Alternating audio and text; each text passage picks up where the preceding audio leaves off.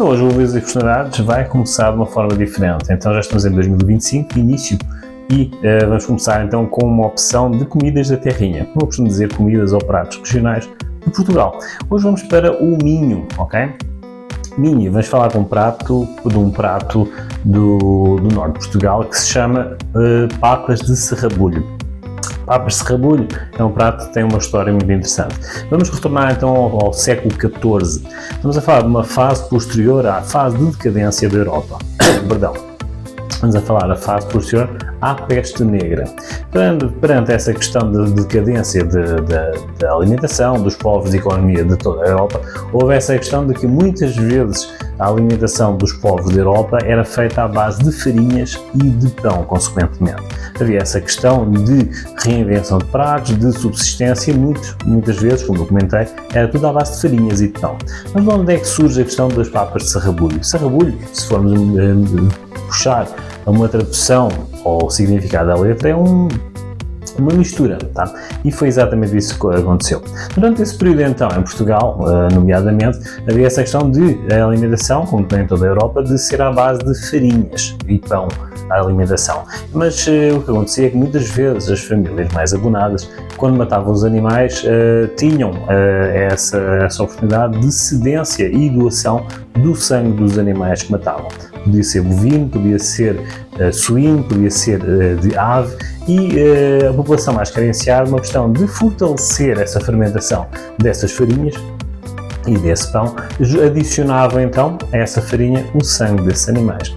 Basicamente iria enriquecer uma fermentação diferenciada com essa farinha, muitas vezes farinha de milho, que iria puxar todas as propriedades dessa proteína e enriquecer esse pão que era confeccionado. Na atualidade, papa de serrabulho é um prato que se serve como se fosse com a apresentação de uma sopa, tá? Estamos a falar com a questão da variável de evolução dos tempos, a evolução também dos condimentos, mas o papa de serrabulho é muito feito à base de sangue de aves, no caso de galinha, de porco ou mesmo de bovino, chouriços, entre outras, mas a base principal na atualidade é farinha de milho. Então é assim, temos uma harmonização, temos a história que é a reinvenção de um prato após a fase de decadência da Europa após a peste negra, século XIV. Temos a reinvenção de um prato em Portugal, que são as papas de serrabulho, e temos então agora a dita harmonização. Como é que é casamento perfeito com as papas de serrabulho? Vamos então puxar um vinho verde tinto. O vinho verde tinto tem toda a sua estrutura de uma acidez residual que vai contrapor e equilibrar perfeitamente essa fermentação e essa sopa que é servida como papas de serrabulho. Como eu tinha comentado, muitas vezes é servido somente nessa região do Minho, no norte de Portugal, e na época do inverno. Por um lado, exatamente porque é uma sopa e um prato que fortalece, tá? Que aquece e também coincide com a época da matança do porco em Portugal. Então, como veem, há essas questões de a abertura agora do Uvas e Personalidades com uma comida da terrinha, tá? Das papas de serrabulho, e também a sua devida harmonização, como eu costumo dizer, com o vinho, que não pode falhar na história e que está sempre a acompanhar. Então, na sequência, mais uns pequenos blocos das nossas viagens, e então aproveito também para comentar, e para quem acompanha aqui através deste link aqui do Instagram, a entrevista que nós fizemos, uma live que fizemos diretamente de LA, de Los Angeles, com o Príncipe Gários El Shemor Alman VIII. O Príncipe Gários é uma pessoa muito importante da realeza do Líbano, está com assento permanente na ONU e que, de alguma forma, o seu diferencial perante a sua fundação e perante o mundo está a fazer um grande diferencial para a humanidade e para todos aqueles que, de alguma forma, estão a usufruir e têm o cuidado sobre a alçada da casa de Ghassan do Líbano pela pessoa do Príncipe Gários El Shemor. Então acompanhe então na sequência, lá está, acompanhe aqui neste link no Instagram, tá? A entrevista com o Príncipe Gários, e na sequência vamos fazer então um pequeno intervalo e acompanhem as nossas novidades na UpTV Viagens e outros condimentos, podemos dizer assim. Até já!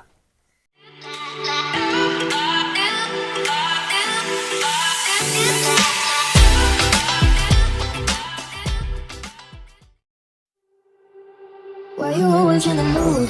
I'm acting brand new. I ain't tryna tell you what to do, but try to play it cool. Baby, I ain't playing by your rules. Everything look better with a view. Why you always in the mood? So I'm acting brand new. ain't tryna tell you what to do, but try to play it cool. Baby, I ain't playing by your rules. Everything girl, it'll do what you always wanna know, yeah. 还好我终于见到你，跨过了时间，终于再次见到你。可以什么都不做，就只是抱着你，牵着我的手，把一切飞到。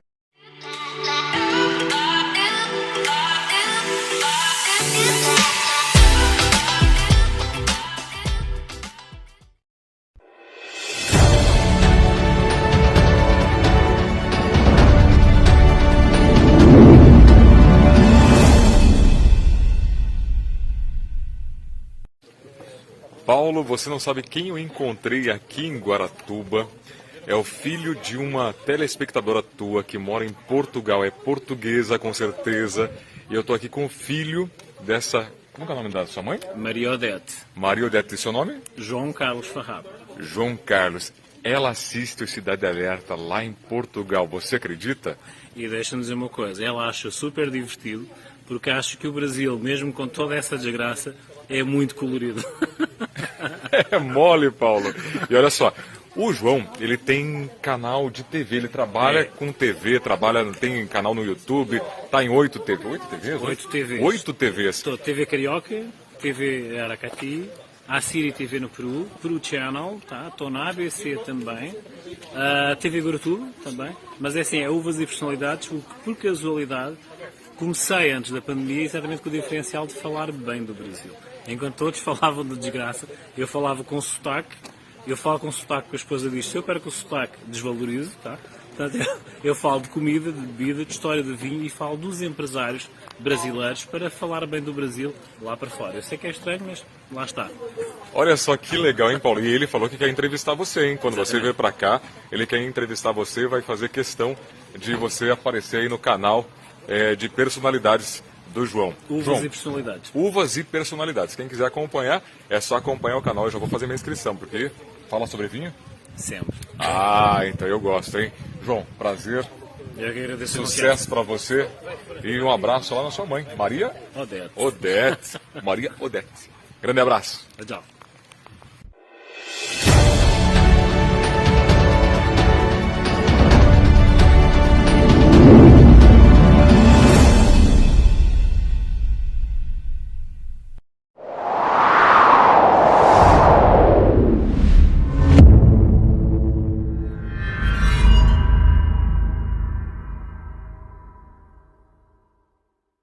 Muito obrigado por ter acompanhado. Então, Só para você terminar, agora eu quero falar uma coisa para você.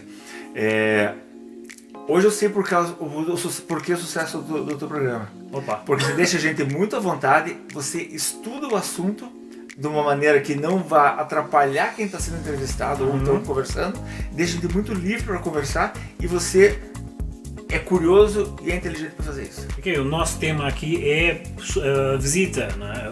A personalidade, a curiosidade é nossa, tá? Mas é assim, eu não gosto de fazer tudo padrão, como dizem todos os nossos gurus que fazem as nossas apresentações e as nossas guias, dizem assim: sê tu mesmo, descontrai. Mas é isso, eu quero dar a evidência ao nosso convidado. A curiosidade é de um comum mortal para quem tem essa especialidade, essa experiência e esse know-how. É assim, é isso que eu sou e é isso que o Marco é. Simples, mas com um currículo enorme, com uma experiência própria, um currículo muito pessoal da transição de ver o monstro inicial que é uma aurora boreal e depois a leveza, a cor e a mensagem que ela quer transmitir. Marco, mais uma vez, muito obrigado. Obrigado. Obrigado. Até o próximo episódio de João e Suas Uvas. Voltamos já já.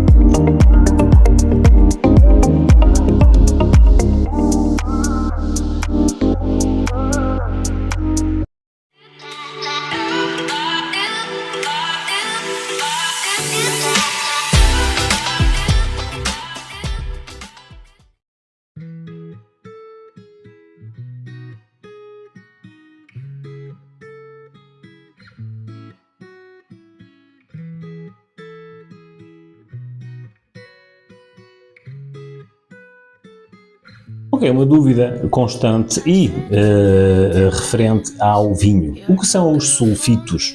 Não são perigosos, são compostos químicos naturais existentes no próprio vinho após a fermentação. Menos presentes nos tintos e muito mais presentes nos brancos adocicados. São compostos químicos naturais que os vinhos são compostos, tá? E muito raramente se nota ou se sabe de alguma forma ou alguma situação adversa para com o organismo. Como eu comentei, os sulfitos são compostos químicos naturais do vinho que não causam ou não são de forma alguma perigosos. Ouve-se ou soube-se muito raramente que existe uma reação alérgica, tá? Mas muito sutil na pele àqueles que o consomem ou o provam ou têm contacto pela primeira vez ao degustar um determinado vinho. Como eu comentei, são muito menos presentes nos tintos, mas muito mais presentes nos brancos adocicados. Estas e outras dúvidas lá na Up Vinhos, tá? Novas e personalidades, e acompanhem. A gerência agradece e é gratuito. Vejam lá. Say I will run away, but it's all a lie, 'cause I always stay. It's all a lie, I always stay. It's all a lie, I always. Não queres farrapa de uvas e novidades? E vamos a mais uma curiosidade. Hoje vamos falar de piratas, mas no feminino. O nome de Anne Dieu le veut, traduzindo a letra, Anne, a que Deus quer, ou Ana, que Deus quis. Anne Dieu le veut, que foi uma pirata ali na região dos Caribas, que desde muito nova circulava já nos barcos dos piratas. Havia aquela questão da superstição de que a presença do feminino que traria mau agouro aos piratas e aos seus saques e conquistas. Mas lá está, desde muito nova, serviu como, de alguma forma, de mascote, e onde, estando presente nesse barco, trouxe muito boa sorte aos saques que esse barco faria aos barcos holandeses e ingleses. Na sequência foi crescendo e casou-se realmente, na realidade, com um pirata holandês. Prosseguiu o seu percurso de pirataria, onde, de alguma forma, a dada altura, foi capturado pelos ingleses e teve presa 3 anos num forte nos Barbados. Só que, o que é que isso tem a ver com o vinho? Nada. Tem a ver com a questão de como era comemorado as suas vitórias e saques aos holandeses e britânicos, através do rum. Como já sabem, é assim, os holandeses já tinham trazido essa questão do segredo da destilação da cachaça aqui de Pernambuco, já no século XVII, e lá está a ligação com a Anne Dieu le veut, com a bebida que foi trazido o segredo da destilação e foi reinventada no Pacífico com os ingleses. Os holandeses, bebendo rum era uma sua comemoração. Como vê, nada do que é passado não pode ser presente e contemporâneo. Estas e outras histórias lá no YouTube, sigam, acompanhem e inscrevam-se, é gratuito, onde vocês poderão ver que estas e outras histórias de alguma forma traz muito a desejar para que de alguma forma se repita a experiência. Não pirataria, mas do rum. Então venham daí. Até à próxima.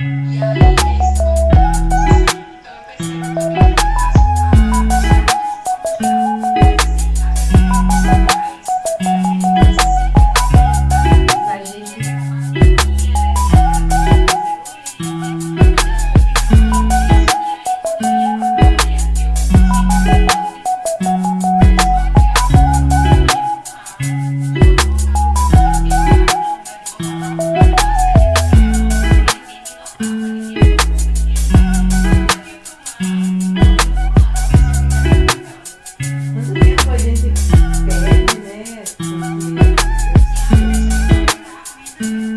eu não era assim, então sempre. Depois que eu vi, depois dos 20, entendi quem eu era, eu não dava muito aí, sempre usei roupa curta.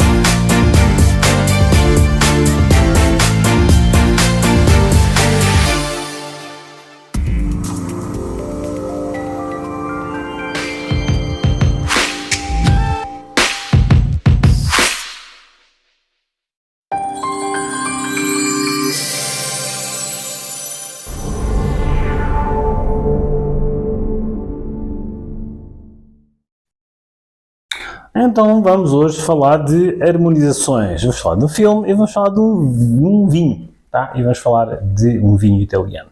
E vamos então começar. Vamos falar inicialmente de harmonização. Há a questão de harmonizações clássicas, tá? E harmonizações contemporâneas. Mas o que é que isso tem a ver com o filme? Já vamos de seguida. Então é assim, a harmonização clássica nada mais é que a questão de harmonizar um vinho local com uma refeição ou um petisco, ou um finger food da própria região onde esse vinho é produzido. Estamos a falar de vinhos italianos com pasta, massa ou pizza, tá? Estamos a falar então muitas vezes de uma Malbec com bifes ou cortes de carne argentino. Isso sim são harmonizações clássicas. Mas as contemporâneas, muitas vezes há aquele estudo que muitas vezes eu proponho que de alguma forma sejam vocês próprios os Indiana Jones para fazer essa questão de concepção de pratos, ver a estrutura da gordura, ver a questão da fibra, da matéria-prima, não, mas do insumo principal, da proteína principal, perante a estrutura do vinho, mas isso pode ser uma harmonização, como eu costumo dizer, contemporânea. É muito interessante e na atualidade vêm-se muitos produtores de vinhos a fazerem uvas diversificadas, blends diversificados e pratos de chefe ou pratos gourmet com as mais diversas estruturas de proteínas, onde vocês possam fazer então essas harmonizações contemporâneas. Mas agora, sem mais demoras, vamos então falar dessa questão que, através do script de um filme, vamos falar de que, de alguma forma, foi uma desconfiança, mas mesmo assim o nosso herói caiu na ratoeira, na armadilha. Então vamos falar do filme From Russia With Love, com Sean Connery a fazer a ilustre personagem de 007. Há uma questão, uma situação do filme, sendo o 007 a personagem muito conhecedora na área de gourmet, tá? Tanto de vinhos como gastronomia, a nível mundial, há a questão de uma desconfiança, mas mesmo assim alinhou, visto que talvez fosse algo que ele desconhecia. E há uma situação num filme da série de 007, From Russia With Love, de amor da Rússia, um beijo da Rússia, não sei como é que vocês fazem essa tradução aqui no Brasil, mas o título original é From Russia With Love, da Rússia com amor, onde há uma situação onde o mal da fita está a fazer de garçom, não é? E nesse restaurante propõe a harmonização de um prato de peixe com um Chianti. Foi estranho. Não resulta, ok? A título particular, posso-vos garantir que não resulta. Ou seja, há uma sobreposição. É isto que acontece, estarmos a fazer as gravações. A estrutura do Chianti sobrepõe-se em demasia à estrutura da proteína do peixe. Mas lá está, no filme, ele achou estranho e pensou, bom, possivelmente será algo que eu não conheço, vamos experimentar. Só que lá está, coincidiu com o facto de ele experimentar, a harmonização não resultar e o vinho ter um sonífero que fez com que ele caísse nessa mesma ratoeira para ser apreendido ou raptado pelas forças do mal da Spectre, ok? Então é assim se vê a questão de uma harmonização que foi posta em causa. Ele alinhou, mas no caso do Sean Connery, como 007, não correu muito bem e caiu nas garras da Spectre, onde, de alguma forma, ele fez a continuação do filme. Mas lá está, a questão de uma harmonização que não era clássica, uma harmonização que ele mesmo assim teve dúvidas, mas alinhou na conversa. Mas lá está, é uma harmonização, diga-se, que se tentou ser contemporânea pela sugestão de alguém que não era um garçom, não era um sommelier, mas mesmo assim há desconfiança, ou a título de curiosidade, o 007 alinhou. Lá está, não resultou, mas há a continuação. Vocês vejam então lá, se quiserem conseguir, se puderem ou tiverem acesso a esse filme, From Russia With Love, com o Sean Connery, vão ver que é exatamente uma questão muito interessante, onde nós podemos incluir um momento, um episódio de uma harmonização que supostamente seria contemporânea, a título de curiosidade, do 017, mas lá está, não seria então uma harmonização clássica. Estas e outras histórias, lá está. Acompanhe aqui no Uvas e Personalidades, que vai direto para a Apple TV e posteriormente para a H-Play. Acompanhem lá estas e outras histórias. Nós vamos fazer aqui um pequeno intervalo e voltamos já na sequência. Até já!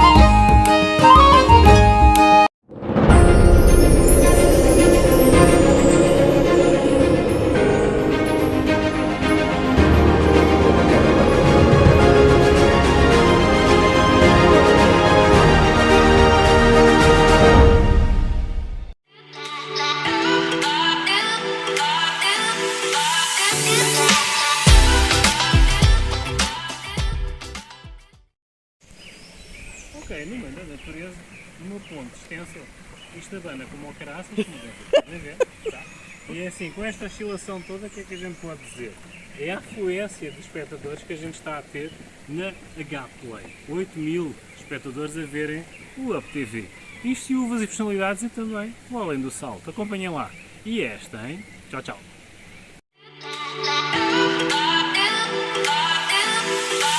you